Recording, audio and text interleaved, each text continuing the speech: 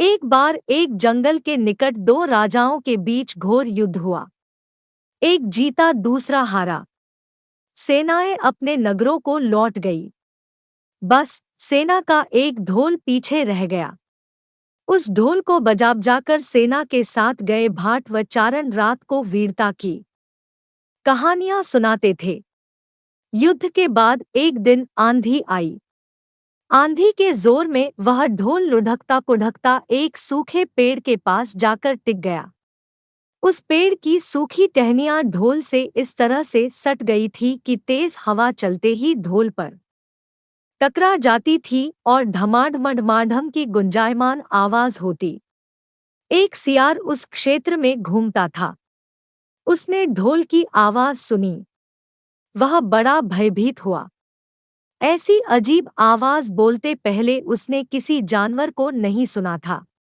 वह सोचने लगा कि यह कैसा जानवर है जो ऐसी जोरदार बोली बोलता है, धमाधम। सियार छिपकर ढोल को देखता रहता, यह जानने के लिए कि यह जीव उड़ने वाला है या चार टांगों पर दौड़ने वाला। एक दिन सियार झाड़ी के पीछे छुपकर ढोल पर नजर रखे था। तभी पेड़ से नीचे उतरती हुई एक गिलहरी कूदकर ढोल पर उतरी। हल्की सी ढम की आवाज भी हुई। गिलहरी ढोल पर बैठी दाना कुतरती रही। सियार बड़बड़ाया, ओह! तो यह कोई हिंसक जीव नहीं है।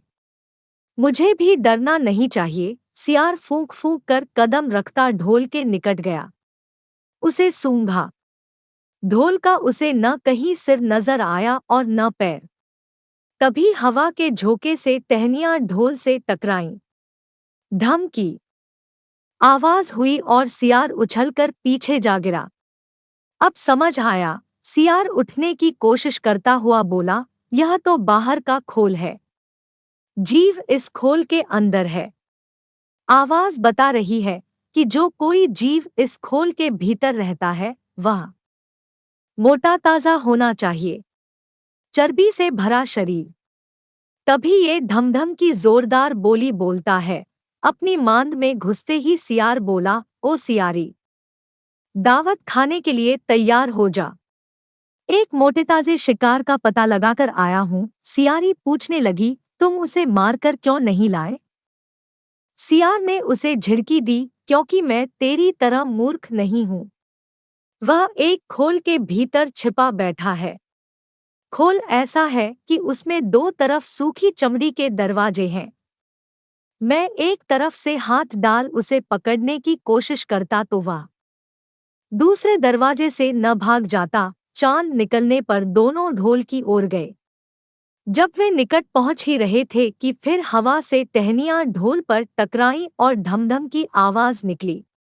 सियार सियारी के कान में बोला, सुनी उसकी आवाज? जरा सोच, जिसकी आवाज ऐसी गहरी है वह खुद कितना मोटा ताजा होगा। दोनों ढोल को सीधा कर उसके दोनों ओर बैठे और लगे दांतों से ढोल के दोनों चमड़ी वाले भाग के किनारे फाड़ने। जैसे ही चमड़ियां कटने लगी, सियार बोला, होशियार रहना। एक साथ हाथ अंदर डाल शिकार को दबोचना है।